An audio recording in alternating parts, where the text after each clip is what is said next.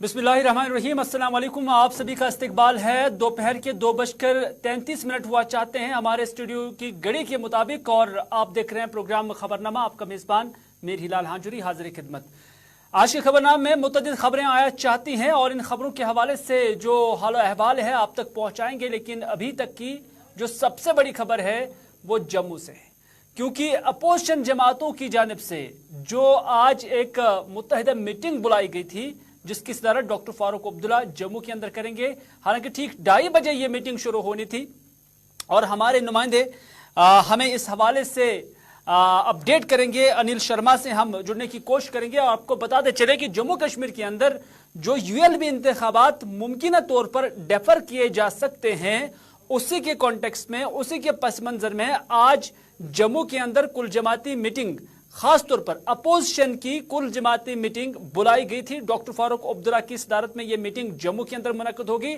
और सबसे बड़ी और सबसे अहम बात यह कि Kashmir centric political parties Jammu के फील्ड में, जम्मू के पॉलिटिकल फील्ड में ये मीटिंग कर रहे हैं और इसमें जम्मू की कुछ पॉलिटिकल पार्टीज को भी आज मदऊ किया गया है, उन्हें भी इनविटेशन दी गई है। इस तरह की खबर हमें जम्मू से मिल रही है। हम जुड़ने की कोशिश करेंगे अनिल शर्मा से, जो हमें बताएंगे कि क्या ये मीटिंग शुरू हुई है और कौन कौन इस मीटिंग में आज शरीक हो सकते हैं, किस किस की जो प्रेजेंस है या पार्टिसिपेशन आज एक्सपेक्टेड है आज जम्मू के अंदर इस मीटिंग के अंदर, वो हम अनिल शर्मा से ही जानने की कोशिश करेंगे। लेकिन साथ ही साथ सईद फारूकी से भी हम जुड़ने की कोशिश करेंगे कि आखिर वजह क्या है जम्मू के अंदर इस मीटिंग का वेन्यू बुलाना, और साथ ही साथ जम्मू कश्मीर की जो पॉलिटिकल आज एक्टिविटीज हो रही हैं, इसके पस मंजर में आज की मीटिंग कितनी अहमियत की हामिल है।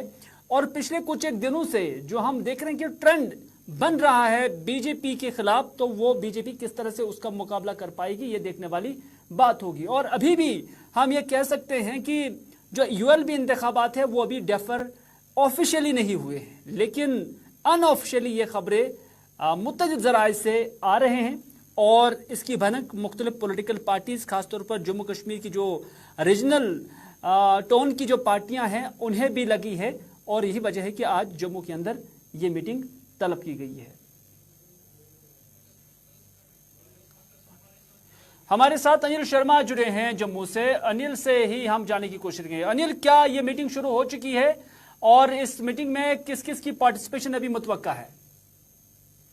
बड़ी हिलाली ये बात निकल कर आ रही है, जिसमें आपको बता दें कि जिसमें तमाम बड़े चेहरे वकार रसूल वानी और रमन भल्ला जी की बात करते हैं, या फिर अन्य नेताओं की बात करते हैं, वानी सानी हो, या फिर इसके साथ साथ अगर हम बात करते हैं तमाम अन्य बड़े चेहरे जो हैं, जिसमें आपको बता दें कि और भी अन्य चेहरे इसमें धीरे धीरे शमूलियत होते हुए नजर आ रहे हैं। और कुछ ही देर में जो है लगभग 2:30 बजे के करीब जो है ये बैठक शुरू हो जाएगी। हालांकि अभी लगातार अगर हम देख रहे हैं कि यहाँ पर कुछ तस्वीरें मैं आपको दिखा दूं कि ये बैठक जो है जहाँ पर ऑल पार्टी मीट जो है इस रूम के अंदर ये मीटिंग की जा रही है। और ये खास तस्वीरें लगातार हम आपको जम्मू से दिखा रहे हैं और ये तस्वीरें साफ हैं कि जम्मू कश्मीर में इस समय किस तरह से जोरों से जो है जो तैयारियां जो है वो की जा रही हैं और इस वक्त तस्वीरें लगातार जम्मू कश्मीर से दिखाई जा रही हैं। अनिल, ये मीटिंग कहां पर है और जम्मू की कौन कौन सी पार्टी आज की इस मीटिंग में शरीक हो सकती हैं, क्योंकि सबकी नजरें जम्मू पर ही मरकूज है।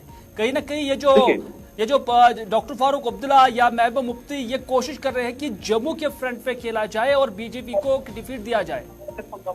देखिए, इसमें नेशनल कॉन्फ्रेंस की बात करते हैं जिसमें डॉक्टर फारूक अब्दुल्ला इसको पूरी तरह से लीड कर रहे हैं, कांग्रेस है, और इसके साथ साथ आपको बता दें कि पीडीपी भी कुछ ही देर बाद बातचीत में शमूलियत होती हुई नजर आएगी। अवामी नेशनल कॉन्फ्रेंस की बात करते हैं, शिवसेना की बात करते हैं और अन्य सियासी दल जो हैं वो धीरे धीरे अब शमूलियत होते हुए नजर आ रहे हैं।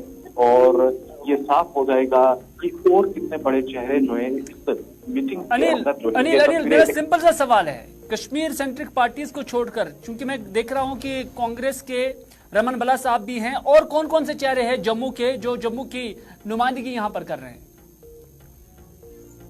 मनीष सानी जी जो शिवसेना के साथ ताल्लुक रख सकते हैं, सुनील जिंदल हैं, और इसके साथ साथ आपको बता दें कि जिसमें आपको बता दें कि अन्य चेहरे भी इसमें शामिल हैं। और डोगरा स्वाभिमान की बात करते हैं, हालांकि इससे पहले चौधरी लाल सिंह भी इस बैठक में कई बार पहले शामिल हो चुके हैं, मगर आज इस बैठक में नहीं है। और नेशनल कॉन्फ्रेंस की बात करते हैं, अर्शदीप सिंह की तस्वीरें, एक्सक्लूसिव तस्वीरें लगातार हमारे दिखा रहे हैं। और इसी के साथ साथ अगर हम बात करते हैं गुलचैन सिंह चाड़क जी भी यहाँ पर मौजूद हैं, उनकी तस्वीरें भी हम आपको एक्सक्लूसिव जो है गुलिस्तान के माध्यम से सबसे तस्वीरें दिखाई जा रही हैं। और तस्वीरें इस वक्त आप देख रहे हैं कि कुछ देर बाद ये बैठक जो है वो शुरू हो जाएगी, जिनकी तस्वीरें गुलिस्तान के एक्सक्लूसिव तस्वीरें जो है इस वक्त जो है आल पार्टी की तरफ से जो यहाँ पर हम आपको तस्वीर दिखा रहे हैं, ये बैठक जो है कुछ ही समय के बाद जो है आप यहाँ पर शुरू होती हुई नजर आई। बहुत बहुत शुक्रिया अनिल पूरी जानकारी देने के लिए। जम्मू के काफी बड़े चेहरे इस मीटिंग के अंदर देखे जा रहे हैं, जिसमें गुलचैन सिंह चाड़क जो कि साबिका वजीर भी है, डॉक्टर हर्षदेव सिंह जो कि साबिका वजीर तालीम है, और सुनील डिम्पल जो कि एक पॉलिटिकल एंड सोशल एक्टिविस्ट है, और भी कुछ चेहरे यहाँ से नजर आए जो जम्मू की यहाँ पर नुमाइंदगी कर रही है। हालांकि जो मेन खिलाड़ी है वो कश्मीर सेंटर की है, जिसमें डॉक्टर फारूक अब्दुल्ला हो या PDP के लोग हों या उसके साथ साथ CPIM के लीडरान हो, वो यहाँ पर देखे जा सकते हैं। और सईद रूफ फारूकी इस वक्त मेरे साथ है। फिलहाल अनिल आपका बहुत बहुत शुक्रिया इस लाइव नशियात में जुड़ने के लिए। सईद रूफ फारूकी मेरे साथ जुड़े हैं। रूप, आप जम्मू कश्मीर की सियासत पे गहरी नजर रखे हुए हैं, जानना चाहेंगे कि कश्मीर का मैदान छोड़ा जा रहा है, जम्मू के पिच पे खेलने की कोशिश की जा रही है। पिछले कुछ दिनों से चाहे टोल प्लाजा हो, चाहे स्मार्ट मीटरिंग हो, प्रॉपर्टी टैक्स हो या कुछ दूसरे मामला हो, और जिसमें ULB इंतखाबात भी डेफर होते हुए नजर आ रहे हैं, उस पर बीजेपी को घेरने के लिए ये ऑल पार्टीज मीटिंग खासतौर पर अपोजिशन की जम्मू के अंदर बुलाई गई है। क्या कुछ निचोड़ इससे निकाला जा सकता है? क्या ये माना जा रहा है कि कश्मीर को सेव करके जम्मू के पिच पे जो PAGD की इकाइयां थी वो खेलने की कोशिश कर रही हैं? बिल्कुल हिलाल, देखिए अगर हम मुल्क की सतह की बात करें, अपोजिशन जमातों का इत्तेहाद जो है काफी मजबूत बनता हुआ दिखाई दे रहा है। वही सूरत हाल अब जम्मू कश्मीर के अंदर है। खासकर अगर हम जम्मू की बात करें, क्योंकि जम्मू के अंदर बहुत ऐसी सियासी जमातें हैं जो शायद PAGD के साथ नहीं थे और अभी तक वो शामिल भी नहीं हुए थे, पर आज जैसे अनिल जिक्र कर रहे थे, जो लीडरान साहब का वजीर जो है आज मीटिंग के अंदर आए हैं, तो ऐसा लग रहा है कि अब जम्मू के अंदर जो है अपोजिशन जमातें जो है वो इत्तेहाद मजबूत होता हुआ दिखाई दे रही है। वजह यह है कि कश्मीर को सेफ माना जा रहा है, क्योंकि अगर हम जो भारतीय जनता पार्टी की बात करें तो ज्यादातर भारतीय जनता पार्टी को कश्मीर के अंदर ना ज्यादा ऐसा कुछ ग्राउंड देखने को नहीं मिल रहा है, और जो फोकस बीजेपी का है वो जम्मू ही फोकस है उनका बीजेपी का। तो और इस वजह से जो अपोजिशन जमाते हैं वो भी अब जम्मू के अंदर ही घेराव करने की कोशिश कर रहे हैं, और जो मुद्दे जैसे स्मार्ट मीटर्स को बात करें, टोल प्लाजा को लेकर बात करें, और भी मामला है जो आए रोज जम्मू के लोग भी अब कहीं ना कहीं सरकार को तंकीद कर रहे हैं, बीजेपी को तंकीद कर रहे हैं। लेकिन रूफ, जब हम गहराई से देखते हैं तो इसमें भी कोई शक नहीं है कि जम्मू के इस मैदान में बीजेपी काफी मजबूत है, और जो आज इस अपोजिशन की मीटिंग के अंदर जम्मू के लीडरान शामिल हुए, इनका जो सियासी कद है इस एतबार से कि जब इनकी कॉन्स्टिट्यूंसीज, जब भी इससे पहले इनकी पार्टियों का जो कद देखा जा रहा है वो बीजेपी की निस्बत से काफी पीछे है। क्या आप समझ रहे हैं कि डॉक्टर फारूक अब्दुल्ला, महबूबा मुफ्ती CPIM के हमरा होकर जम्मू के मैदान के अंदर ये बीजेपी का मुकाबला कर सकते हैं आने वाले जो भी इंतखाबात होंगे? क्योंकि बीजेपी एक बड़ी कद की जमात है और बीजेपी का एक वोट बैंक जम्मू के अंदर है। बीजेपी एक बड़ी जमात है और जम्मू के अंदर खासकर उनका काफी ज्यादा वोट जो है आज भी है, पर रहा भी, पर जो पिछले कई सालों से जो सूरत हाल है, खासकर आर्टिकल एब्रिगेशन के बाद अब जिस तरह लोग भी बाहर आ रहे हैं और बीजेपी को तनकीद कर रहे हैं कि क्या कुछ जम्मू को मिला है, तो कहीं ना कहीं इन सारी चीजों को लेकर जो यहाँ की जम्मू कश्मीर की सियासी क़यादत है, डॉक्टर फारूक अब्दुल्ला, महबूबा मुफ्ती, ये इन चीजों को कैच करना चाहती हैं और बीजेपी को लेकर वहां एक जो मजबूत धड़ है वो तैयार करना चाहती है, ताकि देखिए इंतखाबात का भी कोई जिक्र ही नहीं है जम्मू कश्मीर के अंदर। हालांकि ULB की बात हो रही थी और भी बताया जा रहा है कि वो भी नहीं हो सकते, पर इलेक्शन से पहले ही इस तरह की तैयारियों का साफ मकसद है कि अब यहाँ की जम्मू कश्मीर की जो सियासी क़यादत है, नेशनल कॉन्फ्रेंस PDP जो PAGD है, वो जम्मू के अंदर अपना खीमा जो है वो बढ़ाना चाहती है, ताकि बीजेपी को आने वाले किसी भी इंतखाबात में वो जम्मू के अंदर एक बड़ी टक्कर दे सके। बहुत बहुत शुक्रिया सईद रूफ इस मामले को लेकर हमारे साथ बात करने के लिए। लेकिन बात एक बार फिर से हम यही कहेंगे कि इंतखाबात अभी दूर नजर आ रहे हैं, लेकिन एक नैरेटिव बिल्ड करने की कोशिश की जा रही है, और इसमें जो अपोजिशन जमातें हैं, बीजेपी की जो अपोजिशन जमातें हैं, वो एक स्ट्रॉन्ग नैरेटिव जम्मू के अंदर खड़ा करने की कोशिश कर रहे हैं कि बीजेपी जम्मू के अंदर जम्मू के लोगों को इंसाफ दिलाने में, हक दिलाने में, तामीर और तरक्की में नाकाम रह चुकी है, और साथ ही साथ जम्मू के लोगों को और एज वेल एज कश्मीर के लोगों को परेशान करने में बीजेपी आगे आगे है, ये नैरेटिव बिल्ड करने की इन पार्टीज की जानिब से आज कोशिश की जा रही है। लेकिन बेनिफिशियरी कौन होगा ये देखने वाली बात होगी, और ये तभी पता चलेगा जब ये इंतखाबात होंगे, क्योंकि बीजेपी एक स्ट्रांग पार्टी है, एक वोट बैंक जम्मू के अंदर रखती है। और आज जम्मू के इस मीटिंग के अंदर जब हम मुख्तलिफ जम्मू की पार्टीज को देखते हैं तो ज्यादा बड़ी नहीं है, बड़ी जमातें नहीं हैं। तो इस एतबार से डॉक्टर फारूक अब्दुल्ला हो, पीडीपी हो या दीगर जमातें हो, जब ये एक साथ मिल जाएंगे क्या उस नैरेटिव को बिल्डअप करने में ये कामयाब हो जाएंगे, ये देखने वाली बात होगी और ये वक्त पर ही पता चलेगा।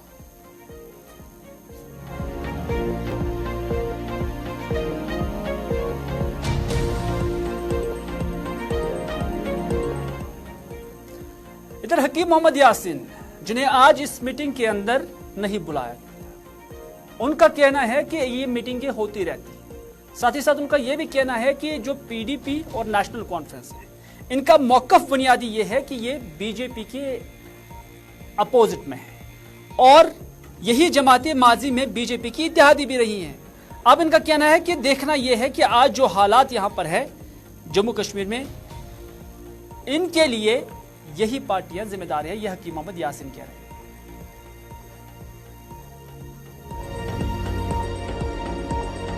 जो ये मीटिंग ये वगैरह ये तो होते रहेंगे, देखना है कि ये क्या करे। पीएचडी में इन लोगों ने क्या किया, कौन सा मार्का इन्होंने तय किया, कौन सा क्या चीज 3 साल हो गई, क्या इन्होंने कोई नई चीज सामने लाई, कोई लोगों के लिए कोई ऐसा इकदाम उठाया। ये तो ठीक है कि ये मीटिंग ये होते रहेंगी। दूसरी बात है, अब ये बीजेपी के खिलाफ ये एक मोर्चा इन्होंने खोला है, मकसद उतना ही है। मगर मुझे ये बताए, जब 96 में नेशनल कॉन्फ्रेंस ने एब्सोल्यूट मेजॉरिटी होने के बावजूद एक रेजोल्यूशन मामूली पास किया, तो उसको दिल्ली वालों ने रद्दी के टोकरी में फेंक दिया। उसके बावजूद भी उमर साहब बीजेपी की वाजपेयी की सरकार में मिनिस्टर बने। और जब मुफ्ती साहब का नारा यहाँ था, बीजेपी को रोकना है तो पीडीपी को वोट देना है, उस वक्त हम उसके बाद आपने देखा क्या हुआ। और हम सब ने उस वक्त ये कह दिया कि हम आपको, सर नेशनल कॉन्फ्रेंस ने भी कहा, हमने भी कहा, तारिक अहमद साहब ने कहा, जितने भी इंडिपेंडेंट थे, तो उन्होंने नहीं माना। अब ये उन्हीं का हम उसका खमियाजा भुगत रहे हैं जो उन लोगों ने यहाँ पर करके रखा है। अब ये मीटिंग ये करना ये अच्छी बात है, हम इसके खिलाफ नहीं है। इसको दावत दे न दे ये उनका काम है, मगर देखना है क्या किया आज तक और कौन लोग जिम्मेदार है इन मामलात के जिनका जम्मू कश्मीर के लोग इस वक्त भुगत रहे हैं। हमारा ये मानना है कि जितना जल्दी मुमकिन हो सके। इधर गुलाम हसन मीर, जो कि अपनी पार्टी के नायब सदर हैं, वो ये कहते हैं कि इन मीटिंग के इनेकाद से पीडीपी और नेशनल कॉन्फ्रेंस दरअसल ये तासुर देना चाहते हैं कि हम बीजेपी के खिलाफ हैं। लेकिन गुलाम हसन मीर ने यह सवाल उठाया कि कश्मीर के अंदर कहां बीजेपी है कि ये मुत्तहिद है। अब जम्मू के अंदर ये मुत्तहिद हो जाते तो वहां पर ना पीडीपी का खाता है और ना नेशनल कॉन्फ्रेंस का खाता है। तो इस वजह से ये इतिहाद है तो किस मकसद के लिए, ये सवाल गुलाम हसन मीर का है। यानी उनका कहना है कि कश्मीर के अंदर जब बीजेपी ही नहीं है तो यहां पर इतिहाद की क्या जरूरत है। लेकिन आपको यह भी बताते चले कि जब हम नेशनल कॉन्फ्रेंस से बात करते हैं, पीडीपी से बात करते हैं, तो वो ये कहते हैं कि कश्मीर में बीजेपी नहीं है लेकिन बीजेपी की हिमायती पार्टी है। लेकिन यहां पर गुलाम हसन मीर ये कहते हैं कि फिर यहां इतिहाद की जरूरत ही क्या है। चूंकि पार्लियामेंट इलेक्शंस अब नए साल में होने वाले हैं, तो हर एक पॉलिटिकल पार्टी अपने तरीके से ये कोशिश कर रही है कि उसके प्रॉस्पेक्टस कहाँ हैं। साफ सी बात है, जाहिर सी बात है, यहाँ इनका ग्राउंड शेकी हो चुका है। यहाँ मुझे बताइए, कश्मीर के अंदर जब मैं वादी की बात करता हूँ, यहाँ बीजेपी कहाँ है जिसके खिलाफ मुतहिद होना है? यहाँ कौन बीजेपी है? ये इनसे सवाल मेरी तरफ से करो। आप कहते हैं हमें बीजेपी के खिलाफ लड़ना, कश्मीर में कहां बीजेपी है? क्या बीजेपी एक सीट यहां ले सकती है? ये क्या धोखा दे रहे हैं उन लोगों को? जम्मू में बीजेपी है, जम्मू में इनका कुछ नहीं। तो मुझे बताओ, क्या इत्तेहाद की बात है, क्या मिलने की बात है? ये एक अजीब किस्म की सोच बन गई है। इलेक्शंस नहीं हो रहे हैं कश्मीर में सर, बहुत गलत बात है। हम हमेशा से कह रहे हैं कि मौजूदा सरकार ने, बीजेपी ने जम्मू कश्मीर के लोगों को अपने नुमाइंदे चुनने का हक हमसे छीन लिया है। हमको अपनी हुकूमत बनाने का हक नहीं दे रहे। ये बड़ा ही अन्याय है। इधर सज्जाद गनी लोन की तंजीम से यानी पीपल्स कॉन्फ्रेंस से अब्दुल गनी वकील का कहना है कि हमें हैरानगी हो रही है कि डॉक्टर फारूक अब्दुल्ला इन मीटिंगों में उन जमातों को दावा दे रहे हैं जिन्होंने 370 को हटाने में हिमायत की थी। उन्होंने शिवसेना का नाम लिया है और कहा कि जम्मू कश्मीर में ये जो खराब सूरत हाल है उसके लिए नेशनल कॉन्फ्रेंस और पीडीपी ही जिम्मेदार है और इन मीटिंगों का मकसद सिर्फ इक्तदार हासिल करना है। हैरानगी की बात है, फारूक साहब जो है जब भी इस किस्म की मीटिंग बुलाते आए हैं खासकर जम्मू में, तो वो उन जमातों को भी इसमें भी बुलाते हैं जिन्होंने आर्टिकल 370 के एब्रोगेशन की पूरी हिमायत की और जिसमें पेश थी और वोट भी उन्होंने इसके हक में दिया, एब्रोगेशन के हक में, वो शिवसेना थी, उनको भी बुला। जो हमारी जो इंटरेस्ट को, जम्मू कश्मीर के लोगों के इंटरेस्ट को जख्म पहुंचाते हैं, उनके साथ हाथ मिलाना नहीं है। तो उसमें बीजेपी और कांग्रेस बराबर है। अगर बीजेपी ने आर्टिकल 370 एब्रोगेट किया तो कांग्रेस ने सदर रियासत और प्राइम मिनिस्टर खत्म करके रख दिया। लेकिन इनका इससे कोई गर्ज नहीं कि अगर जम्मू कश्मीर की तबाही की जिम्मेदार है, जो इस वक्त टर्माइल है, जो इस वक्त सूरत हाल है, इसकी जिम्मेदार ही दो पार्टियां, national conference, PDP.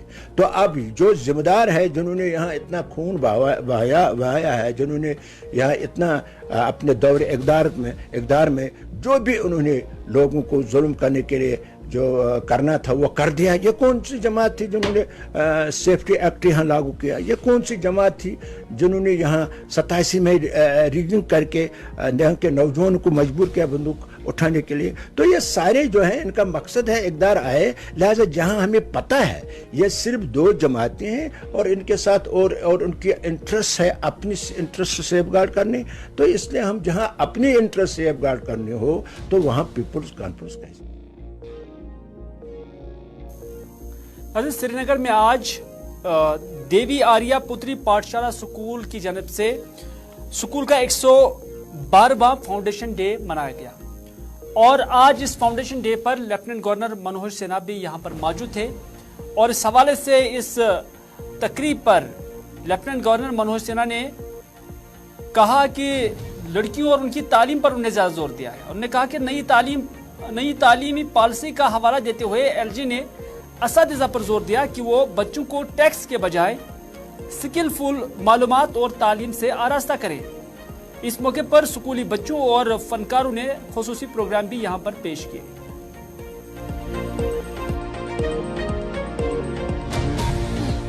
Education system में कुछ ऐसी भ्रांतियां, कुछ कमियां आ गई जिन्हें निरंतर सुधारने की आवश्यकता है और NAP 2020 उसमें ढेर सारी कठिनाइयों का समाधान देती है। शुरुआत में बच्चे को अवसर मिलता है वह प्लेफुल लर्निंग का आनंद उठा सके, लेकिन जैसे जैसे वो बड़ा होता है तमाम तरह के टेस्ट, करिकुलम में उसे बांध दिया जाता है। क्लासरूम के बाहर की दुनिया तेजी से बदल रही है और उसके अनुरूप क्लासरूम में जो सिखाया जा रहा है कई स्कूलों में वो वास्तव में नहीं बदल रहा है। हम बच्चों को अनप्रेडिक्टेबल फ्यूचर के लिए तैयार नहीं कर पाएंगे। जिस क्लासरूम में नए सपनों का जन्म न हो वो क्लासरूम मैं मानता हूं व्यर्थ है। हमें आज समाज, देश और दुनिया में हो रहे परिवर्तन के मुताबिक बच्चों को शिक्षित करना है, एजुकेट करने की आवश्यकता है और टीचर से मैं आग्रह करूंगा कि बच्चों के टैलेंट को पहचान कर उसके अनुसार उनकी लर्निंग में सहयोग करने की जरूरत है और बच्चों को उंगली से चांद दिखाने की नहीं, वहां पहुंचने के तरीके के बारे में बताने की आज जरूरत है। आज हमारी बच्चियां शिक्षा के क्षेत्र में नए कीर्तिमान रच रही है और शिक्षा के माध्यम से इनोवेशन हो या एंटरप्रेन्योरशिप के क्षेत्र में अनेक उपलब्धियां जम्मू कश्मीर की बच्चियां हासिल करती हैं। मैं निजी तौर पर कह सकता हूं कि जिन अनेक विश्वविद्यालयों के कन्वोकेशन में दीक्षांत समारोह मैं जाता हूं। नाज़रीन, दिल्ली में चलने वाला न्यूज़ क्लिक इदारा, जहां दिल्ली पुलिस की एक स्पेशल टीम ने लगभग 100 लोकेशंस पर छापामारी की और कुछ जर्नलिस्ट्स को भी इस हवाले से जो उनके मोबाइल फ़ोन थे या लैपटॉप थे या दीगर चीज़ें थी उसे भी तहवील में ले लिया। वहीं पर जम्मू कश्मीर में PDP सदर और साबिका वज़ीर आला महबूबा मुफ्ती ने इस पर ट्वीट किया और महबूबा मुफ्ती ने जो ट्वीट किया है वो हम आपकी नज़र करेंगे। महबूबा मुफ्ती ने समाजी राब्ता एक्स पर पोस्ट करते हुए लिखा, माफ कीजिएगा ट्वीट नहीं बल्कि एक्स पर उन्होंने पोस्ट करते हुए लिखा कि अगरचे मरकजी सरकार भारत को जमहूरियत की मां होने का दावा करती है, वहीं यह सरकार मुट्ठी भर आजाद मीडिया इदारों पर क्रैकडाउन मुख्तलिफ सरकारी इदारों के जरिए करती है। महबूबा मुफ्ती ने कहा कि पहले गिरफ्तारी और बाद में फर्जी इल्जाम आयद करके बार बार गैर कानूनी अंदाज इंतहाई परेशान कुन अमल है। ये महबूबा मुफ्ती ने न्यूज़ क्लिक के उन जर्नलिस्ट के साथ इजहार हमदर्दी में कहा है जिन्हें दिल्ली पुलिस की जानिब से रेड की गई है और उनके जो मोबाइल फोन थे या लैपटॉप था या बाकी दस्तावेजात थे उन्हें अपनी तहवील में लिया गया है, क्योंकि उन पर इल्जाम है कि उन पर चाइना के साथ कोई गैर कानूनी लिंक है जिसकी दिल्ली पुलिस की स्पेशल टीम इन्वेस्टिगेशन कर रही है।